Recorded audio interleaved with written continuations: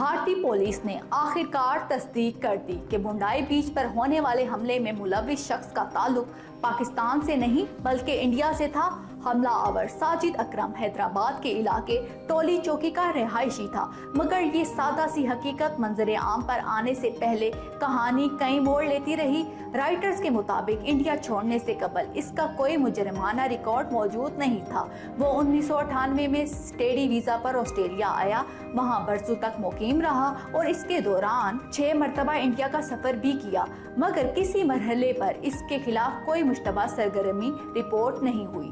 حتیٰ کہ اس کے اپنے گھر والے بھی اس کی انتہا پسند سوچ سے بے خبر تھے۔ تحقیقات آگے بڑھی تو ایک اور باب کھلا۔